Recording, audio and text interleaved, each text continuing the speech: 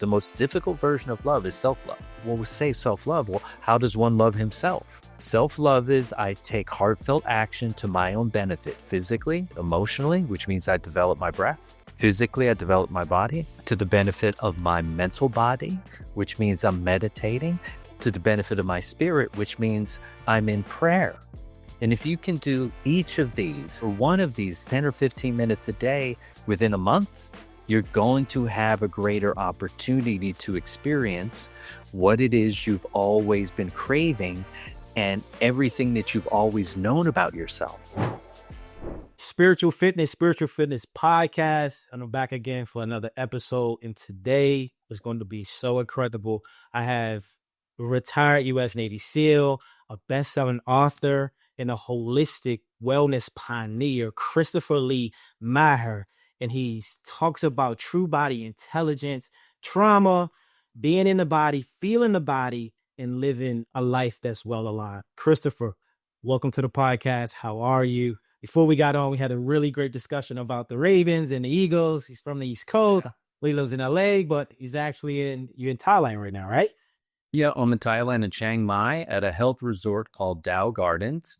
Best place to come if you want to get healthy. I love that. And healthy in what capacity? Well, spiritually, physiologically, structurally, emotionally, energetically. In your life of work, how did you get into the space of true body intelligence? And what was the anchor that led you to that moment where you say, this is my life's work and this is what I need to step into? I used to run a business called Fitness Fanatics out of San Diego. And I did all the training outdoors. So when you think of CrossFit and you see those guys, I was the original CrossFitter. Part of what comes with being an athlete is soft tissue challenges, right? So you might get iliotibial band friction syndrome, runner's knee, compartment syndrome. You might rupture bursa in one of your joints. It just comes with the territory because you're overutilizing the body. You're using it up, and then the restoration isn't long enough or deep enough. And so then your body sends you little signals saying, hey, I need you to slow down. I was someone who was never going to listen to that because I went to a boarding school for 10 years. And then I was in the Navy for 8 years and in the Naval Special Warfare community as a U.S. Navy SEAL for 6 years. When you look at that, you can see, oh, okay, this guy has been trained to overcome whatever he's dealing with, or at the very least, push down the pain and keep moving forward because the mission and the goal is always more important than how I'm feeling. And so I got used to ignoring these subtle influences, or let's say alarms that were going off in my body, and my body telling me, hey, Chris, you need to chill out. And I was like, no, you need to listen to me. I don't listen to you. And then eventually, once I got in a car accident, all the pain that I had went right into the center of my hip. And then I could never get away from it. There was no reprieve ever. It was always thumping, just pulsing. It was like someone was sticking an ice pick in the middle of my hip all the time. And whether I was sitting, jumping, hopping, skipping, running, it didn't matter what I was doing.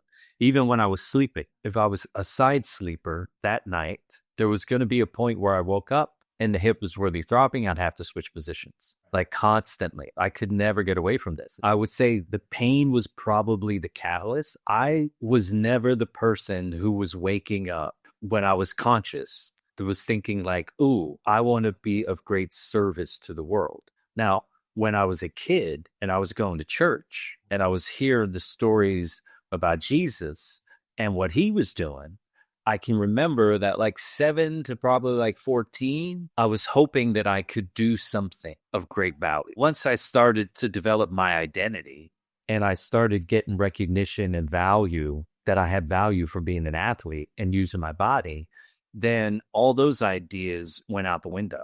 And so once I had the pain in my body and I reached out and I asked for help and I had somebody come in and give me help that was beyond what everybody else was delivering, that changed everything. And literally within one day of being out of pain, I changed my mindset to going, oh, this has value. See, so much that comes up in that beautiful story. I think about the book, The Body Keeps the Score. I think about Eckhart Tolle books, Awakening Your New Life Purpose, when he talks about pain body. But to go deeper into that story of the timeline of your life and what part of your life was the gap between you were young, you was an athlete, you Navy SEAL, and then you had the accident? So what happened is once I left the SEAL teams, I wanted to go into something that made a lot of sense for me, something that I knew I was already good at naturally. So I decided that I had a dream, and my dream was I want to get to the Olympic trials. So I ran 400, 800 meters, 1500 here and there, and then I did cross country. So I thought, okay, maybe track and field is what I should be doing, because when I was an athlete, it seemed like all the stars were alive. It all worked out. I had great relationships. I was getting powerful reflections from the outside world that I had value. So I thought, okay, let's go back into that. And I went into that. The problem was this, is I went into training for track and field with a SEAL team mindset. So every repetition at practice for me was a race, because in SEAL training, what happens is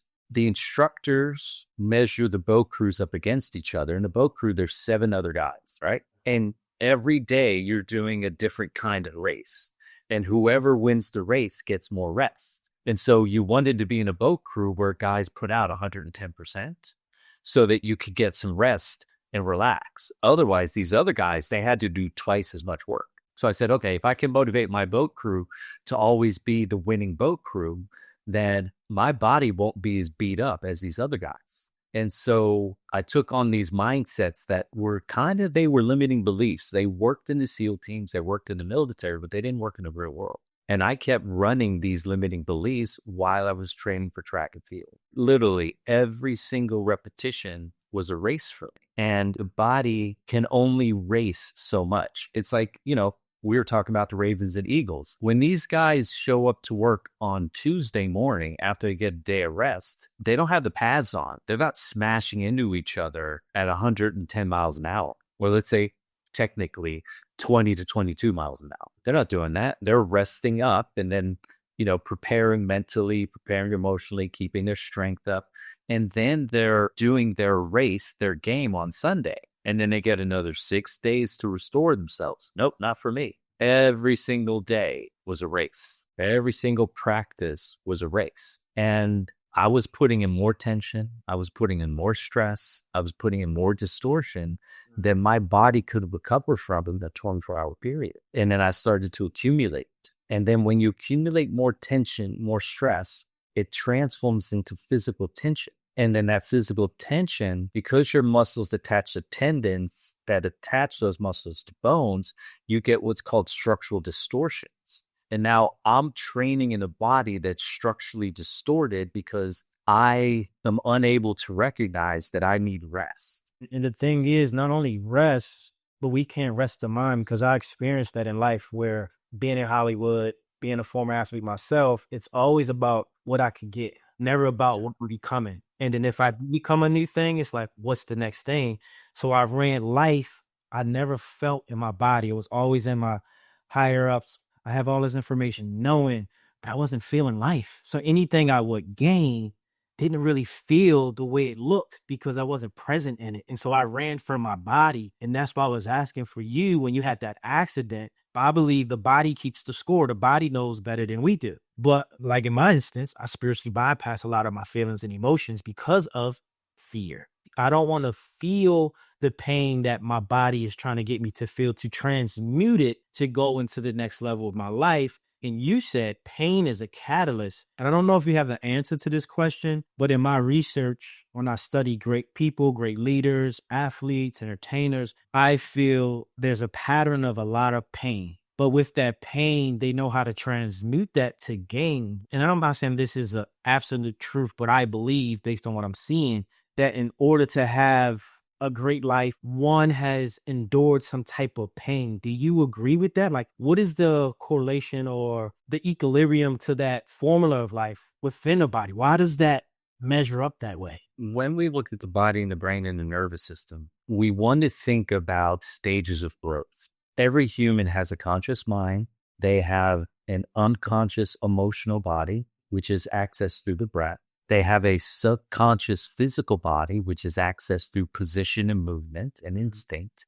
And then they have a superconscious spiritual body, which is accessed through energy, light, frequency, and vibration. So you got physical, mental, emotional, and spiritual. conscious, unconscious, subconscious, superconscious. So if I am a child who grows up in a household where there's a massive amount of stress that's greater than the norm.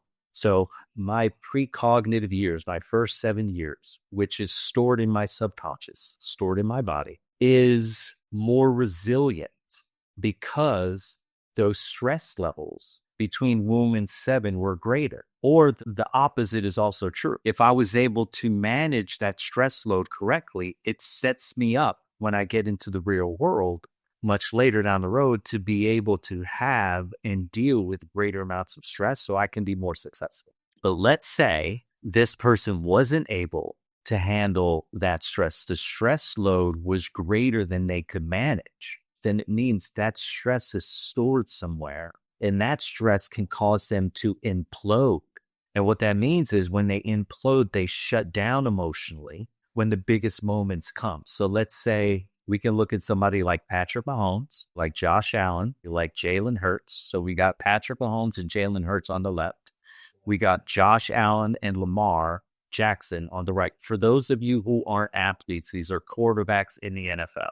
Historically, if you look at them, what you're going to see is this. When the moment is the greatest, 2 of them implode and 2 of them explode. And the ones that explode between womb and 7, they were able to successfully manage the stress loads that they were able to deal with. And so they're looking for the biggest moment. So Patrick Mahomes, Jalen Hurts, they're looking for the biggest moments. Like when you look at Jalen Hurts and you look at Patrick Mahomes, the 2 things that you notice is in the fourth quarter, they have the highest QB rating, have the highest QBR, they have the highest completion percentage. All of it is the highest. When the moment is the greatest, meaning when it's the most stressful, they relax the most. Other guys, when it's the most stressful, they get more stressed because their internal tension is greater than their talent. Patrick Mahomes and Jalen Hurts, when the moment is the greatest, their internal stress and tension is lower than their talent. So they get to maximize their talent in the largest moments. Tom Brady, Joe Montana, you'd go down the line and you see the guys that won 2 or more Super Bowls or have been in 2 or more Super Bowls. For instance, let's take Peyton Manning. Let's take his brother, Eli. Eli Manning goes up against the greatest of all time. And when he went head to head with Tom Brady, when the moment was the greatest, the most intense, he was the most relaxed and the most successful. When Tom Brady went up against him, he fell apart. You know, sports is a great place to look at stress, tension, distortion, and resilience and go, wow, there's a pattern here. How do we solve the pattern? Well, the pattern exists in the musical world as well. It exists in the performance world. I'm sure there are greater actors than Denzel Washington. I assume there's greater actors than Meryl Streep. But when the lights came on and there were 500 people staring at them, Meryl and Denzel, they know how to let it all go and be themselves. Meaning they're connecting to their superconscious aspect of themselves that's connected to the divine. And now God pours through them. And now what happens? They have absolute success. Okay? Then we have other actors. They're in the room. They're getting an opportunity to pitch for this part. They get in there and they start fumbling all over their words. But in the end, if you looked at them and you looked at the history of their life, you would be able to see, oh, this person was never able to overcome the tension, stress, distortion, and trauma from their childhood.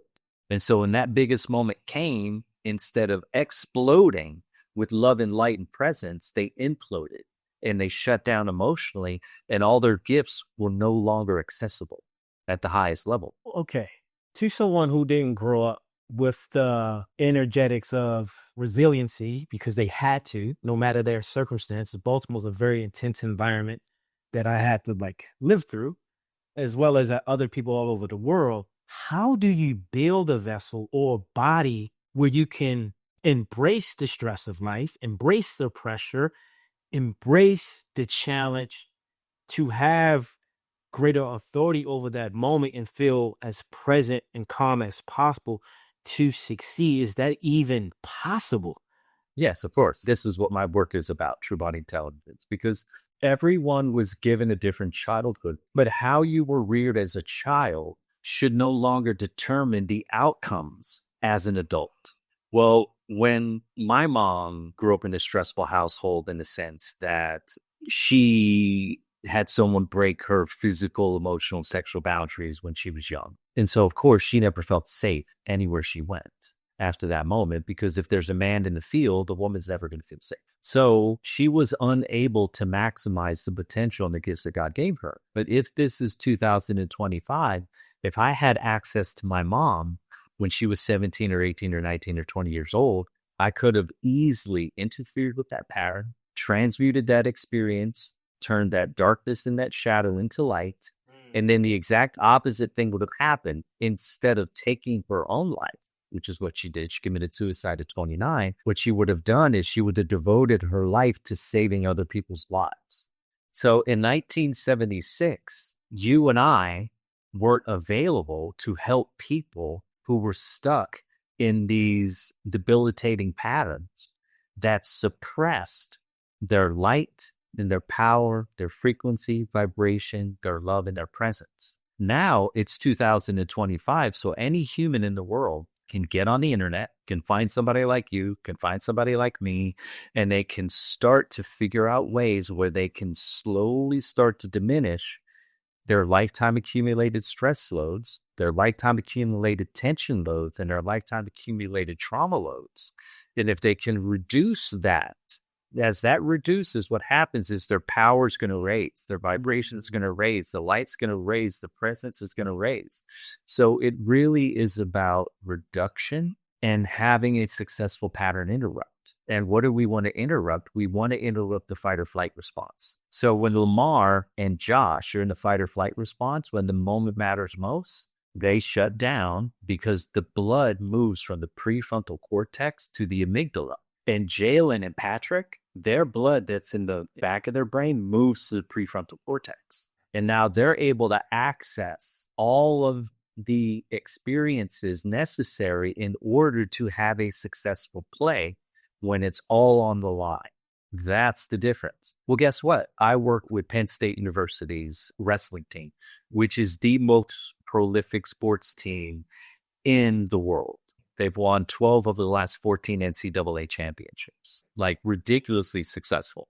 So I've been able to do a bunch of research and see what the effect is. And if you look at Penn State University, you have 18-year-old kids beating up on 32-year-old professional wrestlers, and they're 18 years old. How is this happening?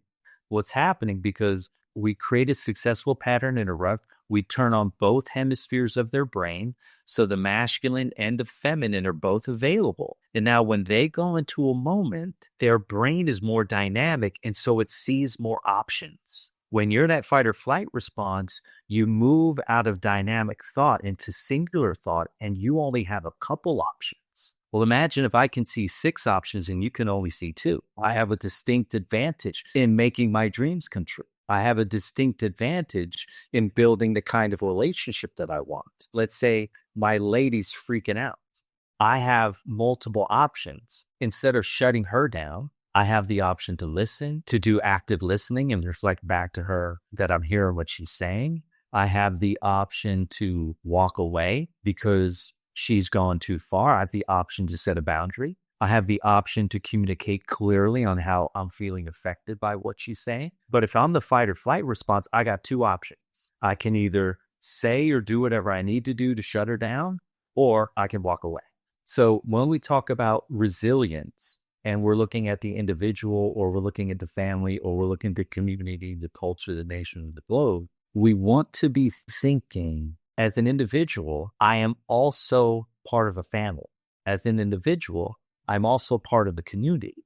As an individual, I'm also part of culture. As an individual, I'm also part of a nation. How do we know that these things have importance to us? Go to the Olympics. There's people there from every country in the world. Go to the World Cup. you'll see that people value their culture, people value their traditions, people value their nation, right? So if this is true, if I as a human can change how I am constructed internally, physically, mentally, emotionally, spiritually, that means in terms of my conscious, my unconscious, my subconscious, and my superconscious. If I can get access to all of these vibrating at a high level, I affect myself. I also affect my family and anyone who shares my DNA. They automatically get the upload. They automatically become more resilient because now everywhere I go in the community, anyone who's in my sphere of influence has access to a higher level of consciousness, to a higher level of unconscious, to a higher level of subconscious, to a higher level of superconscious frequency, energy, vibration, love, light, laughter, presence. So yes, if I impact myself positively by simply reducing my lifetime accumulated stress load, tension load, stroma load, and trauma loads, then I now have the ability to excel with very little effort. This is so good. This should be a TED Talk, literally, because people don't have the information to know that their pain is actually preparing them for something they can't see that's beneficial for their life. And I'm going to add in 2023, I was in a relationship that was toxic. The person was severely depressed at times or sometimes wanted to not live anymore. I was having an ego death. I was so disconnected from my heart, so disconnected from my body. And it was the first time I felt depressed and I didn't know what depression was. I had assumed, but then I think about after that, I shifted up, I jumped the timeline, and my whole life is different. But for me, the things I've done, and this is why I want you to lead the listeners and the viewers into to help them understand the pain, but give them the action items they can do. So I did several things. I always worked out, I always prayed, I focused on meditation. I'm always in on cryo or cold plunge. And I just recently in the last year added breath work to my life and a little bit of Tai Chi. But prior to this moment, prior to all that, my intention was I want to work on my energy. That was my intention. I want to have the best energy, clean energy. So I did all these things. And my life propelled, my life changed. And that's when TV opportunities came. When I moved into a better location, better apartment building, better frequency, my life changed. So for people listening, what is some action items that you know for sure based on your work that they can do to train the nervous system, to recalibrate to a stronger frequency, to live the life of their dreams, or just more importantly, have the bandwidth to receive the life of their dreams? Yeah, I think most people probably are outside of being a dreamer and they would like to just simply feel good about themselves. They'd like to turn down the strong, toxic inner critic. They would like to have a good night's sleep. They would love to make better food choices. People who are dreamers, they're a small portion of the population. It's the reason why 1% of the world's population owns 95% of the wealth. I think if we orientate the conversation towards the average, well, let's just say someone who would be content with feeling good. Pain can be your pleasure if you address it. And my life changed dramatically when I was willing to seek where I had pain. And most people have no idea that they even have pain in their body until they go and get a massage. Then they're on the table and then, the practitioner puts their elbow on their forearm and their body's like, ooh. What I would say to everyone listening is seek out where you have pain. How do you know you have pain? If you have anxiety or an overactive mind or pain in your body or you have low energy and you're exhausted, those are the 4 indicators that you have a significant amount of pain somewhere in your physical body. If you're willing to seek out someone who will go into your body, either an alpha bioticist, and you can get an alignment, a massage therapist who's really talented, obviously someone who's been at it for 10 or 15 years. If you can find someone who's a breathwork specialist, been doing it for 4, 5, 6, 7, 8, 10 years, okay? If you can find somebody who will allow you to sit down and talk and dump things off your chest so that you can get clear and hear out loud all the things that bother you and take direction. And if you can be willing to get on your knees or sit in lotus and meditate or pray, then you can begin to move some of your pain out of the way. And as you start to move that pain out of the way, what happens is, like you eloquently said earlier, greater opportunities arrive to show you that the universe is reflecting back to you clearly that because you've changed what's going on in your body, we will allow you to now have a different life. That is so beautifully said. Wow.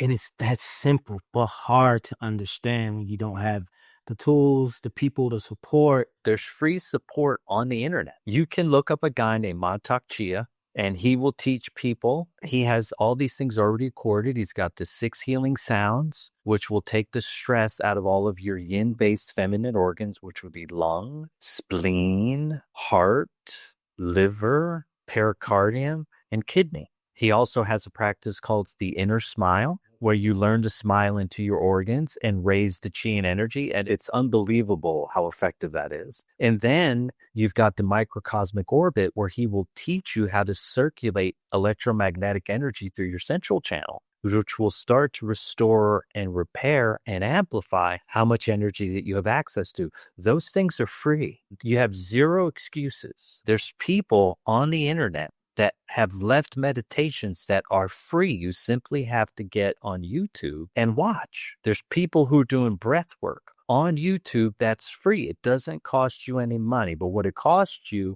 is your most valuable resource. It costs you time, and it costs you energy, and it costs you effort. And if you're willing to put in the time, the energy, and the effort, because we've taken the resources out of the equation, it means every human that's been born, regardless of their financial situation, can now get access to tools that will help them elevate their energy, their frequency, their vibration, their light, their love, their consciousness, and their presence. And so you have to be willing to look in the mirror and say, do I love this person? Do I love you? And if I love you, am I willing to move beyond the pain of my ancestors to be able to give that love to myself? Because most humans think that love is something you're doing for someone else. Well, that's the masculine version of love. That's the easiest version of love. The most difficult version of love is self-love. Well, we say self-love. Well, how does one love himself? Self-love is I take heartfelt action to my own benefit, physically, emotionally, which means I develop my breath. Physically, I develop my body to the benefit of my mental body, which means I'm meditating, to the benefit of my spirit, which means I'm in prayer.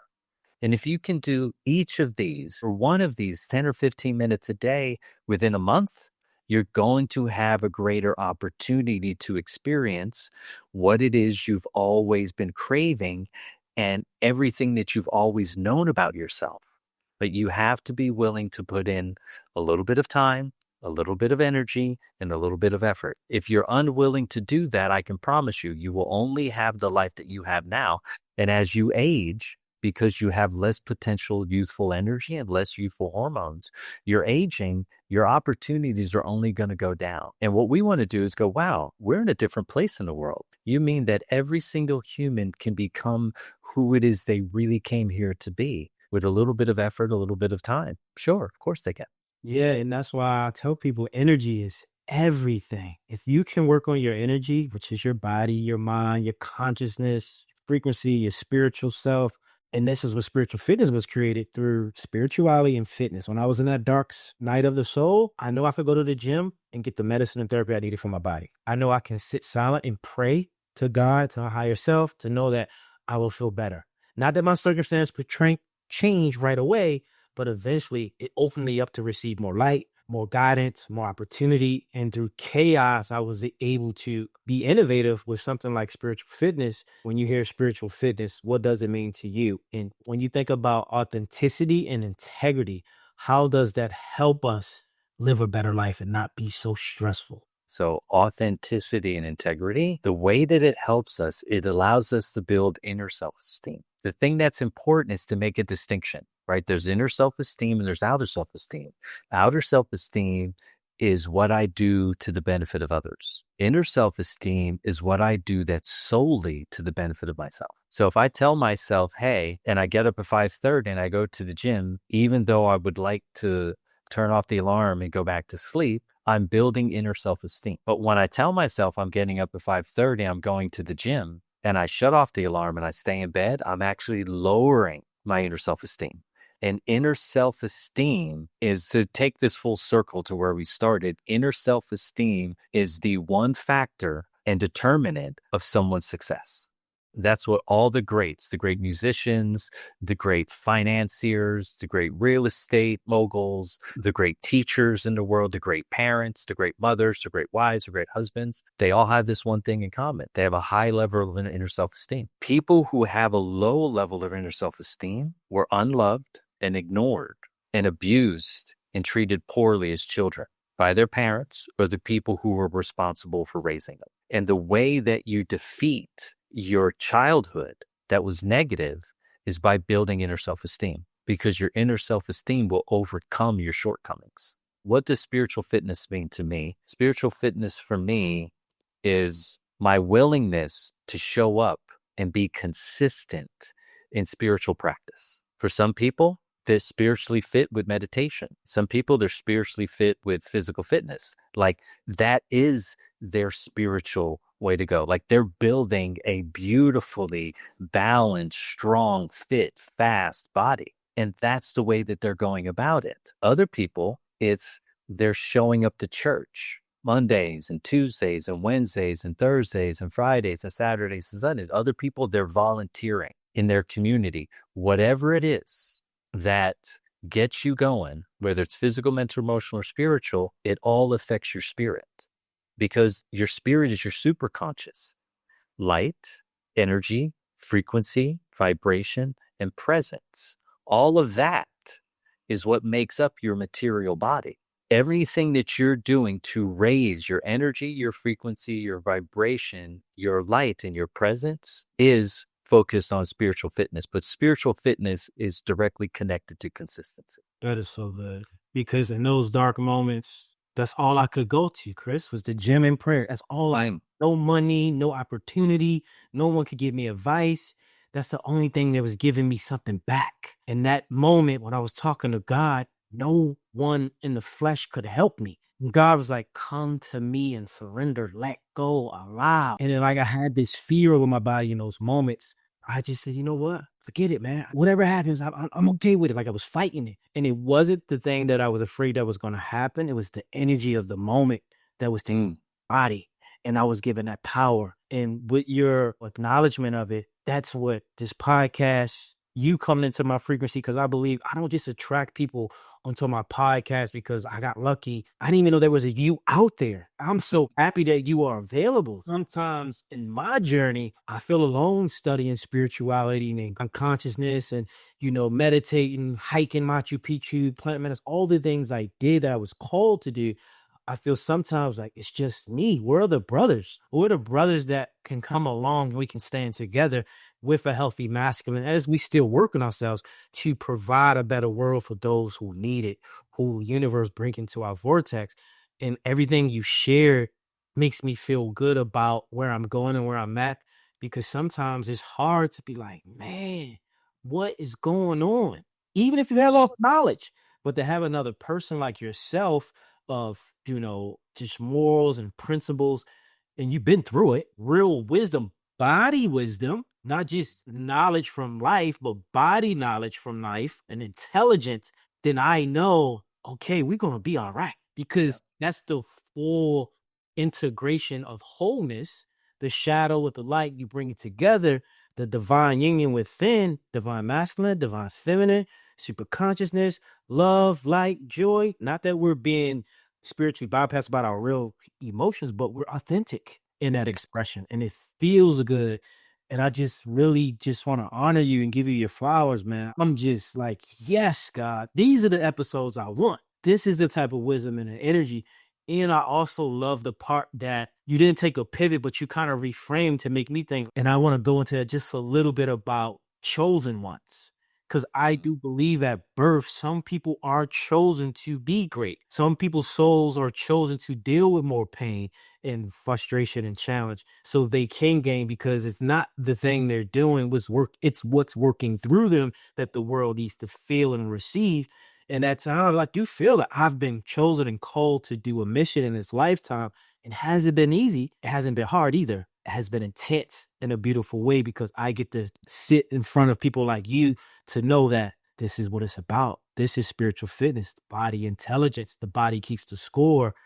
What do you know about chosen ones? Why do you think it's that way from your perspective? Because I think in the world of social media, everybody wants to be what they see, but everybody can't be what they see because that might not be your journey or your purpose. Or better yet, you don't know how these people got those things or what they're carrying. I think the thing that people have to understand is that when you're looking outside of yourself, it's very easy to look at other people's lives and their measure of success that they're having and compare and contrast it to yours. But the question is, what is your definition of success? And so my definition of success is one's ability to be fully and authentically expressed as they were designed to function. And so for me, I look at the human body as, with the spirit and the soul and the emotions and energy and the thoughts, I look at it as, well, let's raise each one of these worlds a little bit every day, a little bit every month, a little bit every single year. And if I can do that, and in the moment that's intense, if I can maintain a state of neutrality, then in that neutral state of stillness, I'm listening to what the divine is asking of me.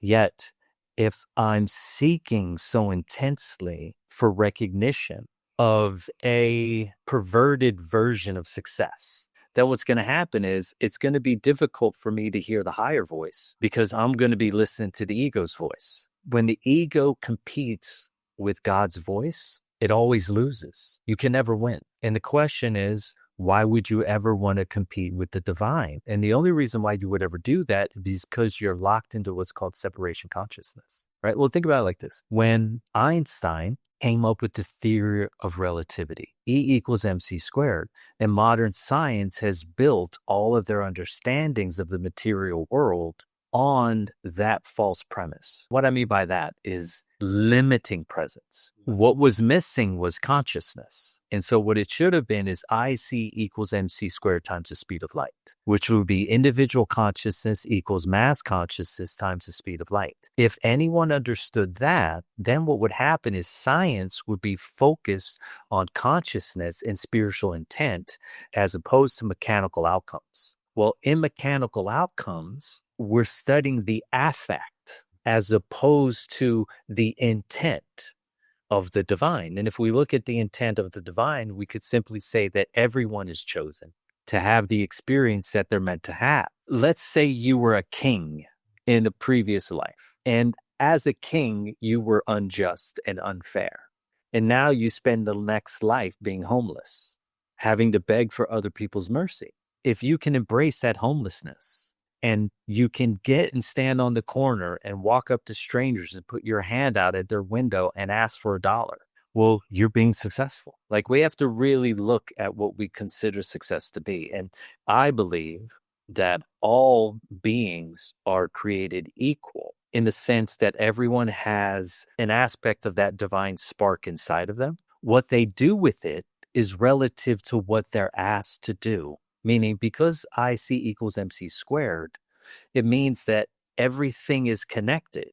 And so if Jalen Hurts or Lamar Jackson wins the Super Bowl, they win the Super Bowl because everyone played a part. The fans played a part, the coaches played a part, the networks played a part, the people who built the stadium, they played a part, the people who mowed the grass the day before, meaning we're all playing a part in everyone else's success. And so that allows us to shift that E equals MC squared out of the individual and realize that, oh, we're all connected together. See, the human eye only picks up 0.5% of the available light spectrum. And so it's under the illusion that you and I are separate. But if you could see the other 99.5% of the light spectrum, all you would see is white light. It's all connected. And so everyone is chosen to play a specific role in the evolution of mankind on this third dimensional plane that we call Earth, which has 4 absolutes: projection, reflection, manifestation through generation. If we look at this as a whole rather than an individual piece, we realize that, oh, I'm chosen to lead in my way. And if my way to lead is to be homeless, because how many times have you driven past a homeless person and it reminded you to give thanks. How many times has a homeless person come up to you and you've given them money and they say, God bless? They bless me every single day. People who aren't homeless, they never bless me. Think about that. Anyone who's listening, go out your door and give somebody $5 that's struggling. Literally, they look you dead in the eye. They're looking down until they get to you. And then they look up, you hand them the money, and they look you dead in the eye and they go, God bless you, brother. Amen. That has happened to me hundreds of times. I walk away from that experience and I think, oh, that's success. All you need to do is shift your perspective one single degree to stay in a continuous state of happiness and bliss and understanding that, wow, well, if this is actually all connected, well, then the birds and the bugs and the trees and the earth and the waters, we're all doing this dance together. And so everything that we're doing is affecting everyone else. Well, now let's turn that towards spiritual fitness. So if the average human being says, look, I want to do everything that I can to be spiritually fit, with the concept that you've created, this world would change within one generation. If everyone said, oh, I want to get spiritually fit. That was beautiful. Thank you for that. It just inspired me even more. Because IC equals MC squared. Individual consciousness equals mass consciousness times the speed of light. So that means that every time you get spiritually fit, everyone who's in your sphere of influence, they get access to that. And how do we know this is true? Let's look at the story of Yeshua and Mary Magdalene. The neighbors have tossed her into the ditch. Everyone's found their favorite stone. They're looking to crush her skull in. And he steps forward and he says, he who is without sin shall cast the first stone. And they all went, God damn it. And they put their stones down. And then he helped her out of the hole, okay? The ditch. Why? Let's say he was out of possession of a higher frequency, a higher vibration, a higher energy, a higher state of consciousness. What would they have done to him? They would have said, honey, you go to lunch. We forgive you.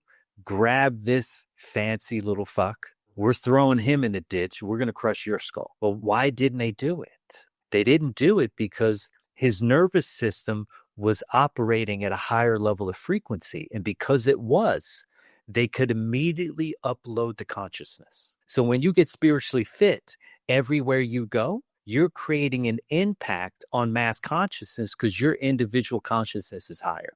So consciousness will be the new gold. Within 13 or 14 years, consciousness will be the most valuable element on the planet. This is what I've been saying for the last 3 years. I said, I think material wealth is great, but I think the new world, this new order is going to be about spiritual currency because the material is going to fail us. The eyes are not going to be able to see what we're seeing. So we got to go inward.